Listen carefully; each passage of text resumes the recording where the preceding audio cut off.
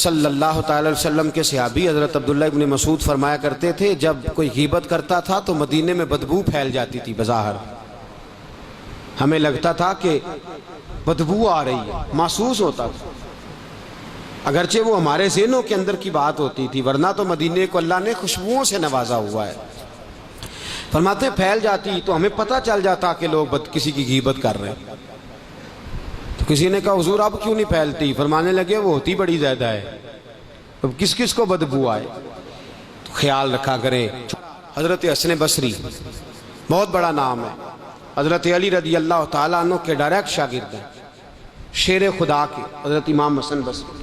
80 کے قریب صحابہ کرام کے پاس بیٹھنے والے، تابعین میں بہت بڑا نام ہے۔ حضرت حسن بصری تقریر کر رہے تھے، توجہ ہے آپ حضرات کی، واز فرما رہے تھے، گفتگو ہو رہی تھی،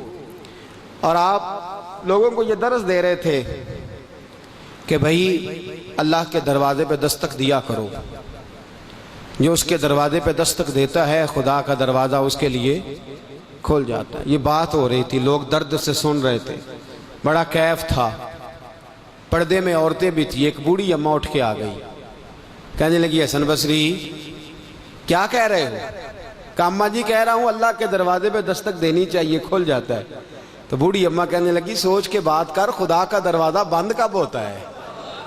کس طرح کی بات کر رہا ہے؟ اس کا دروازہ کبھی بند بھی ہوا ہے؟ کھلے گا تو وہ جو کبھی بند ہوا ہو، تو اس کا تو کبھی بند ہی نہیں ہوا، وہ تو کھلا ہوا ہے، وہ تو کہتا ہے جب مرضی دل کرے آ جا، میرا کھلا ہوا ہے۔ تو حضرت حسن بصری ممبر سے نیچے اتر آئے اور فرمانے لگے حسن بصری خدا کی معرفت کو یہ بی بی تجھ سے زیادہ جانتی ہے، یہ عورت اللہ کی معرفت کو تجھ سے زیادہ جانتی ہے، تو اصلاح کی بات کو قبول کریں۔ نیکیاں خدا کی دی ہوئی توفیق سے جو ہم سے ہو سکی وہ ہم نے کوشش کر کے کی ہیں، اب ان کو سنبھالیں، اب ان پر محنت کریں۔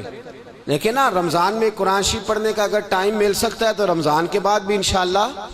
مل سکتا ہے، اگر رمضان میں فجر میں آنکھ کھلتی تھی تو بعد میں بھی انشاءاللہ کھول سکتی ہے، اگر رمضان المبارک کے اندر ہم بر وقت مسجد میں حاضر ہوتے تھے تو بعد میں بھی حاضر۔ اپنی نیکیوں کو سنبھالیں، اپنی زبان پر، اپنی آنکھ پر، اپنے دل پر، اپنی سوچ پر پابندی لگائیں۔ اللہ کے پیارے رسول صلی اللہ علیہ وسلم نے ہمیں فرمایا ہے جب تو نیکی کثرت کے ساتھ کرے گا تو رب کریم تیرے گناہوں کو معاف کر دے گا۔ نبی کریم صلی اللہ علیہ وسلم نے فرمایا کسی آدمی کو برائی دیکھنے کا موقع ملا، بد نظری کا موقع ملا، اور یہ دونوں کے لیے پابندی ہے۔ میں تو سارا رمضان بھی کہتا رہا ہوں، لیکن ڈر آتا ہے نا بات کرتے ہوئے، ڈر بڑا آتا ہے، ڈر آتا ہے چاروں جانب، حالات بڑے اب دگرگوں ہیں، اب لوگ کہیں گے آپ ہی سب سے بڑے ہیں، اتنی باتیں کر رہے ہیں۔ دیکھیں نا کسی کو اجازت نہیں، وہ میں ہی کیوں نہ ہوں، کل کو میں بھی کسی چینل پہ جا کے بیٹھ جاتا ہوں تو میں ہی کیوں نہ ہوں، عورت کے ساتھ مرد کا بیٹھنا کسی صورت بھی درست ہو سکتا، میں ہی کیوں نہ ہوں، جیسے بھی ہو۔ نبی کریم صلی اللہ تعالیٰ علیہ وآلہ وسلم کی خدمت میں نابینا صحابی آئے،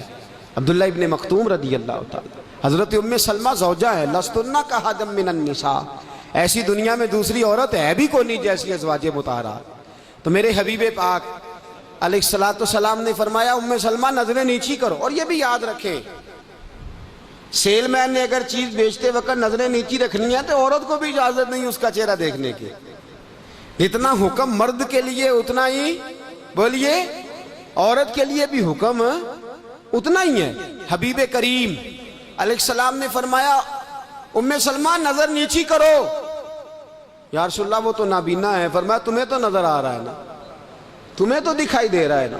تو کوئی بھی چینل پہ بیٹھ جائے جیسے مرضی ہو جائے، خدا جانے بلندی ہے کہ پستی، جہاں میں ہوں وہاں کوئی نہیں،